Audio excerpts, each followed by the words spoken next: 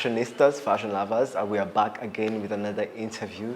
As you can see, we are here at Rwanda Mentality, one of the most beautiful fashion brands with a good location. You can definitely go out and check what they do. They're mostly into menswear, but they do have also women's wear. Please check them out. It's a new Made in Rwanda brand. And I can't forget to shout out my designer of today, Ghana Clothing. Also, they did this beautiful shirt with me. I'm going to be diving into the whole shop today, having a beautiful interview, and I'm pretty much sure you guys are going to be excited and enjoying and learning a lot from today's interview. So let's dive into that, and we'll be right back. Yes, welcome to our interview. For the second time, we are glad to have you. You're back in Rwanda, and we are joined by Kaisire Anipha, one of the Rwandan top international models that have made a huge name in the industry so far. You have worked for brands I can't even count at this point. We are glad to have you here in Rwanda. Thank you so much. It's a pleasure to be back. Yes. We had quite a conversation before, but I wanted to talk a little bit today and dive into that and get to know more about you and what you have done so far as a model. So before we dive into the whole please tell me a little bit, because you're a model, you have to look good. Tell me, what are you wearing and who dressed you today? I'm wearing this like suit, pink, white and suit, with some gold things going on here. And the suit was made by Stitches by Henry. Yeah, so you can check her on Instagram. She's really good. She made this suit for me. Ensemble, yes.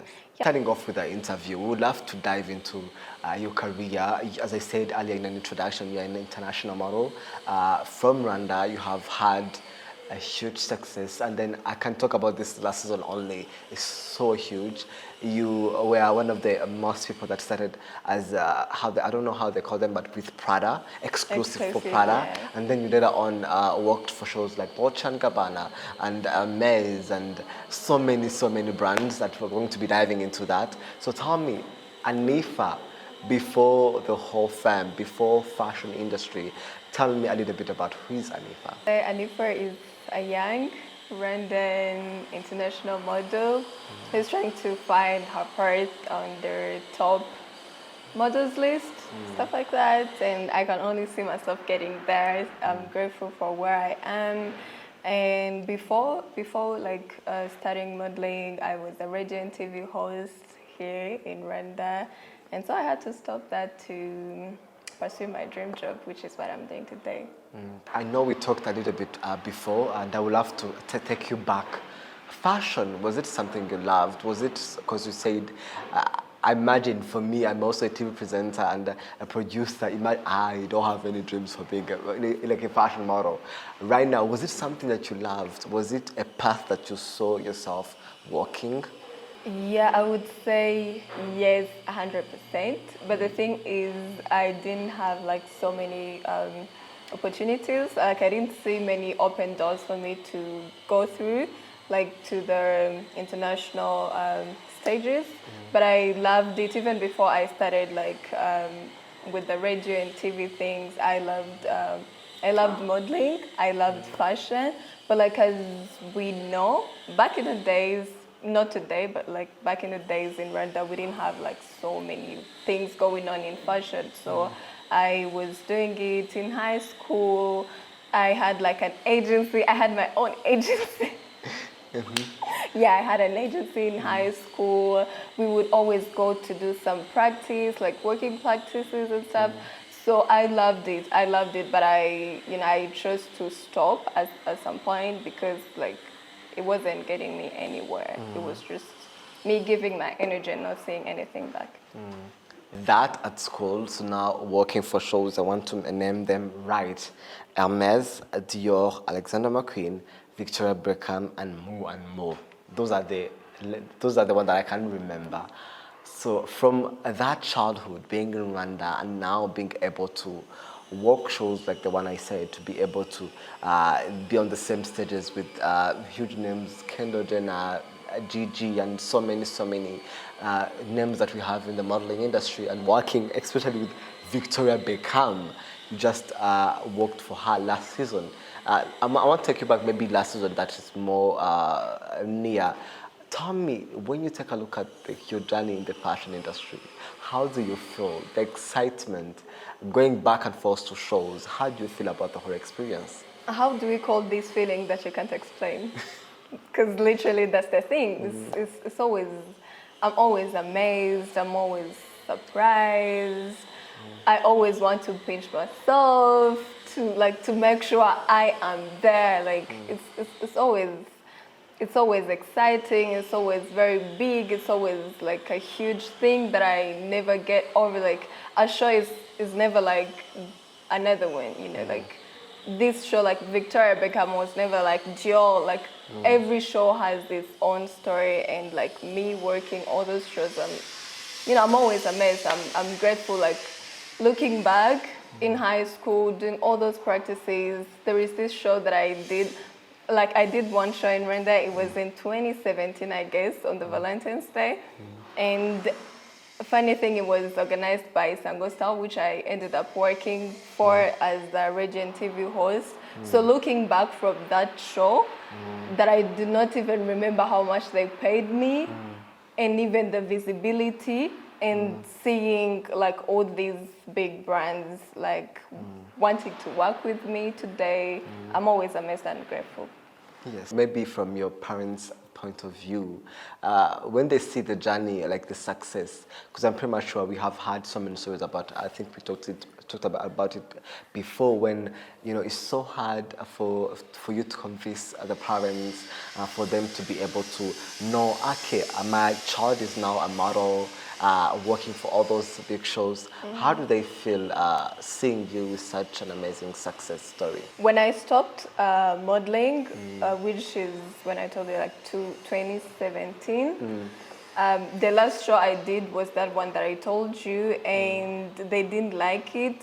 They were actually the reason why I stopped, because they were like, you're coming back late, you're working nights, stuff like that, and they didn't even see what was coming out of like all the effort that I was giving. And that's why I stopped. And like when I wanted to start my international journey, I even didn't know what it was going to bring. So I told them I'm going to go abroad. So when it involves going abroad, it's more like, they understood. It's a new opportunity. You're going to explore. You're going to see if there is something else that you can do, even apart from, because that was the idea, like even apart from modeling, if you can go to Europe and you find something else to do, then that's okay. But they didn't really understand that I was going to do modeling entirely like I'm doing it today. But like today they do understand much better than before. I would love to talk about your mother agencies, the Hunt Management, that came in Rwanda and discovered you. Now you are assigned to Elite Models. You have the Society in New York. Models really, when you get into the modeling world, they get to have so many challenges in terms of finding the agencies in different cities. Having the Hunt Models Management as your mother agency, and then now being signed to Society and Elite. Tell me how the experience, even starting off with the Hunt Management. I think during the fashion show, I saw, I think the mother of your agency, the owner of your agency, like she was we together going out of the fashion show, like having fun with other girls. How does it feel to have this management that really follows your journey and help you guys through your careers as models? I would say being signed with the Hunt is a great opportunity. It's like a great foundation to my career. I wouldn't see, like there are other good mother agencies, but I would say the Hunt is the best. Yeah, I would say the Hunt is the best. And like being signed with them, because my mother agent, her personally is also a model, so she understands the industry better than someone else who had a dream of starting a mother agency and they just started. So she understands better. So going back to how I got signed with her, she came to Rwanda. She was starting her mother agent, and then she came to Rwanda. She started in East Africa, and Rwanda was the first country she came to, as it should. So I went to the casting. It happened at Kigali Convention Center. I went there, and boom. That's how, that's how we started. Definitely. she was studying and she had big dream for the entire agency, and so she only wanted to sign us, like the models in the meta agency. She only wanted to sign us with the best agencies. I remember when she was placing us, she was placing me. She went with IMG, with Viva, with Elite, with all those big, like only big agencies, and I ended up with Elite, which I'm so grateful for. And when the time came to go to America, I signed with the society, which is the best. So like having those best pillars, those best agencies in my career is a success itself. So I want also to talk a little bit about your latest season, as we just finished the fashion season. How many shows did you work for? And if you can count, I always want to ask the question to the models. Going back and forth to fashion shows, like because I do follow you guys so much, like I'm always like on to you to see where are you next. Like you can have 2 shows a day. Today you are in New York, the next day you are in Paris, Milan. Tell me, I know it's the pressure, like going back and forth, being able to book all those shows. How does it feel? I'm even emotional now thinking about it, because it can be draining, it can be tiring, it can be exciting, it can be great, it can be worse, it can be everything. So like you never know how to explain it, but like on top of everything, it's always nice. I would say it's always nice, but yet tiring. This was my first season, like doing the whole circle, which is New York, London, Milan, and Paris. So it's a very intense month. Coming from straight from New York to London, and going from London pretty much like the next day, because I always do like 2 shows or 3 in London. And going from London to Milan, like you hit the ground running, like going to castings, going to fittings, having shows next. It's always a lot. It's always a lot, but yet exciting. Definitely. You said it's always a lot of exciting, but I want to know, what are some of the challenges so far that you have? I know I will talk a little bit about your YouTube journey. Now you are a YouTuber. Please go follow her. She's on YouTube to see her journey as a model. But I want to know, you talk a little bit about that on your vlogs, but I want to know personally, what are some of the challenges so far? Because maybe a young girl can be watching now asking herself, like, okay, this industry seems to be perfect. Like, even though you say it is training and all of that, but hey, I want to be coming from one city to another city. Yeah. Who doesn't want to be coming from Paris to Milan? Like, who doesn't want that life? Because that's all what we show you. Yeah, yes, that's what we see. But I want to know from you, as a model who lives that life, what are some of the challenges that you guys face in the modeling world? Well, they always call it, like the first challenge, they always call it rejection. I don't want to call it rejection, because like when someone says no, it opens another door. That's how I see it. And maybe today someone says no, but tomorrow is going to work the other way around for the best. So I don't know if I'm going to call it rejection, but like having to receive so many no's in your life, because like we go to many castings. Some shows that I work, and some shows that some models work, you don't have to go to castings because they've worked with you before, and like maybe they like you, stuff like that. But other brands needs you to show up, and like when you get there, it's like a bunch of models, 200. They've seen 200 models. You don't know how you're going to be different from all the models that they've seen. Yeah, you don't know what you're going to serve. You don't know what they're looking for. You really do not know. And sometimes you have to fake it. Like that's the hardest challenge for myself. Like I wouldn't say you always have to be fake, but you most of the time have to be fake. You have to fake You have to fake that you like the look. You have to fake that you like the makeup. You have to fake that you like the shoes. You have to fake that you can work very well in the shoes, even when you can't, even when they're hurting you, even when your skin is coming off. Because I have had a show that I worked, and my skin came off when I was working down like the runway. So you have to fake everything. You have to act as if everything is going well, even when it's not. So yeah, it's challenging, and sometimes like where it gets exciting is also where it's complicated, which is traveling. Imagine like flying from New York, which is like the other side of the world. The time is very different, and then you have to go to London, and you have to fall in the time of London, and you have to start working. You're so tired, like jet lag, and you don't even have time like to to think about it, to know what is going on. You just have to adapt yourself so fast, because it's a very busy industry. It's a growing industry. There are so many models. It's a very competitive one. You have to compete, and it's not always easy. Definitely. As you said, I think I've seen some of your runways, and then you can definitely see that the shoes. And I've had so many models really talk about that when they're like, "Oh my God, you can't say no to this. What if they don't call you back?" You know, so it's always like that. But I understand, and as people say, every industry, every career has its own path. And I feel like if you're watching us and you definitely would love to be a model, please, that can't discourage you, because they're a good side of it. Yeah. You are a vlogger now. You are a YouTuber. You share all of the everything that we're talking right now. You can definitely see on her YouTube, her whole journey. What pushed you to really go into the YouTube world?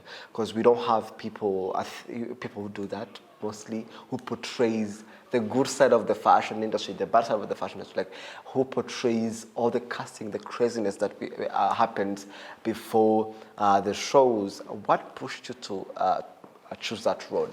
I wanted to show the real side that you never see. You said it's exciting, traveling, coming from one city to another. You have a car waiting for you. You have a driver.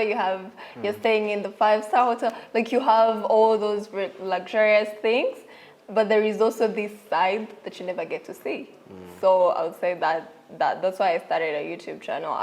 I'm trying to show you that side that you never see, but also I want to encourage young models, especially Rwandan models, who wants to do it, because like as you said, the challenges don't have to stop you from doing what you want to do, because like every sector, every industry has its own path, and it doesn't have to stop you from doing what you love. It doesn't have to stop you from, so if I am able to do it, if I am able to accumulate all those things, so you can, and you can even do better. So that's why I started the YouTube channel. Yes.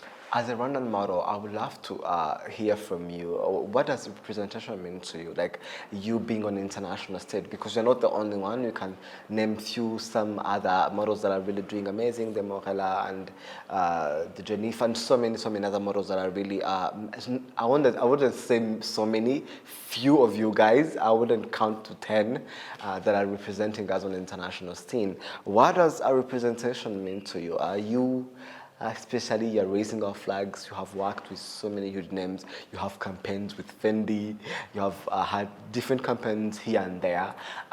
What does it feel to represent the country and raising our flag, especially coming from the modeling world? We always have these people from sports, from the musicians going on the top, but now models that are raising the flag. What does it mean to you to be the cultural presenter? That's what keeps me going personally, like knowing that I'm raising my country's flag somewhere that we're not so many.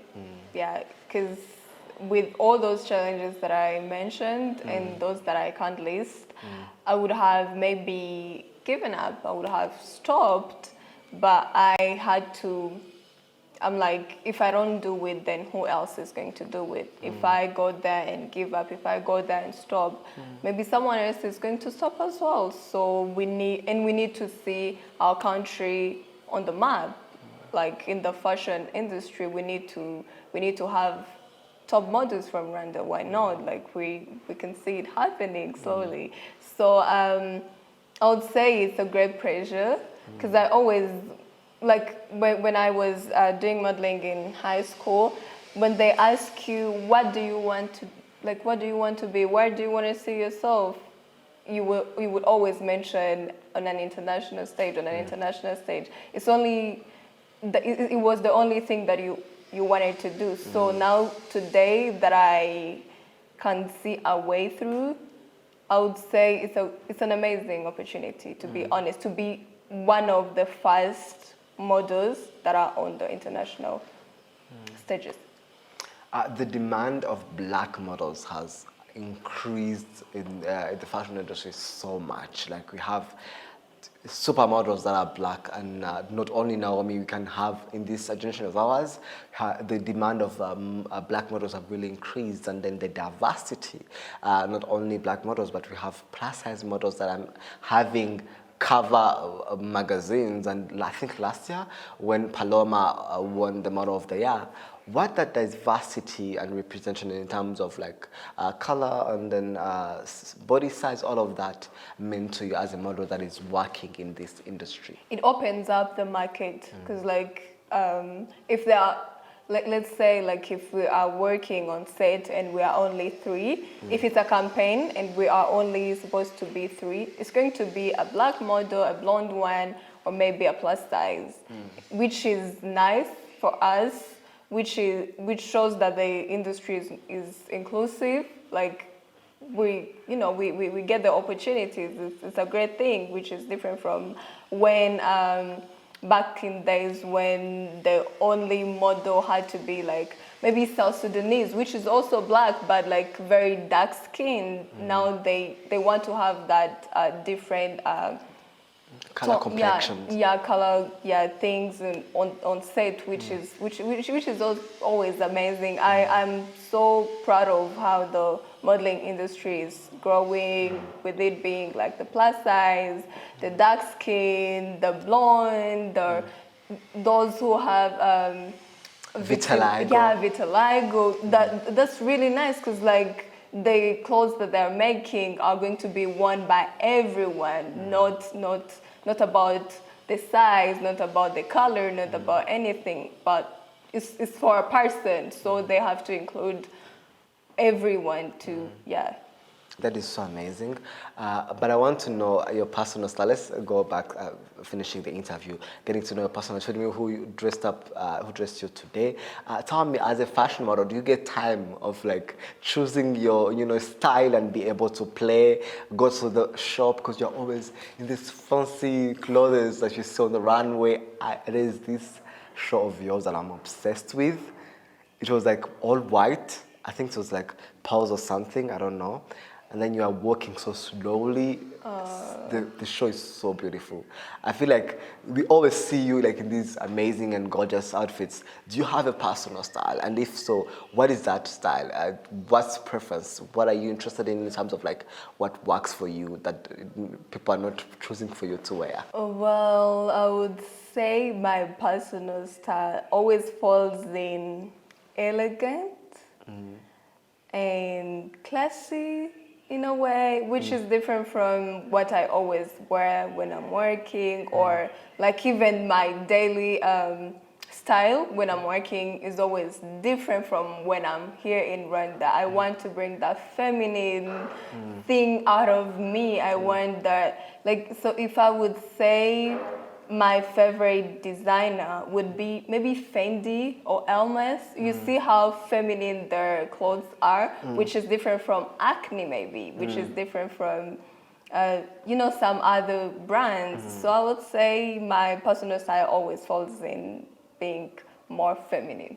Do you have a favorite top model that you look up to, that you be like, when you see their career so far, when you see what they have done in that, not even about looking up to, but maybe it inspires you in terms of their career trajectory? That is not even one model. You can give us like that is hard. That is hard because if it's a career that grew so fast, I would say Anok. yeah, I would say a knock, but like in styling way, or maybe the way they behave, their work, because it brings up a lot of things, or maybe the persistence. I would say Naomi Campbell. So it's always like so many models that makes up to bring one thing that I'm looking for. Ending this conversation, I would love to know from you, what's the next chapter? Are you having any other things of like you guys working on? Is it going to be modeling for you only? Are you planning maybe to come in Rwanda, and now that you're in Rwanda, to collaborate with some designers and be able to do campaigns? And, you know, because you have a huge platform now, I feel like that would be such an interesting thing to see you working with Rwandan models, Rwandan designers. Do you have those plans? What's your next chapter? And then tell us a little bit more if the season is coming up. You're going to be in New York and all the seasons that are coming up. Tell us a little bit about that.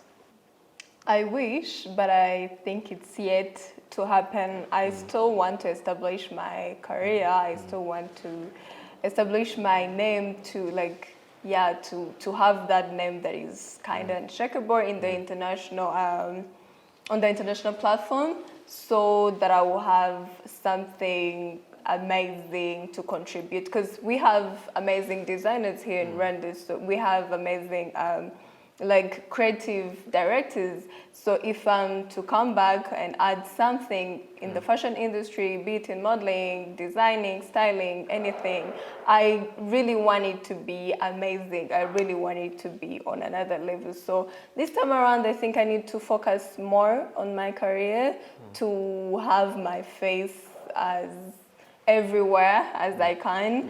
And so I'm learning. That's the thing. What I can say is that I'm learning. I'm trying to see what I can bring to my country, but it's yet to come. Definitely. But it will eventually come. And speaking of the next season, I'm doing New York, London, Milan, and Paris again. And it's the September season, so yeah, I'm leaving soon to go and do that. Wish me luck. Please. I mean, good luck. I'm definitely sure that you're going to kill this one. We can't wait to see more incredible and looks that you're going to be pulling on the runway, and, you know, like having that strong work as you do. So can you, as we end up the show, we talked about the YouTube channel, but I don't know if we really mentioned it, for people who can follow you on social medias and be able to, you know, see what you do on a daily basis. You can, you know, plug your platforms. Yeah, my YouTube channel, and also my Instagram, my Twitter, it's all Anipha K1. So yeah, that's where you can find me. That's how we can. You know, right. Definitely. Thank you so much, Anipha, for joining us today. Thank you so much for having me. It's always a pleasure to be here. It's always a pleasure to have you.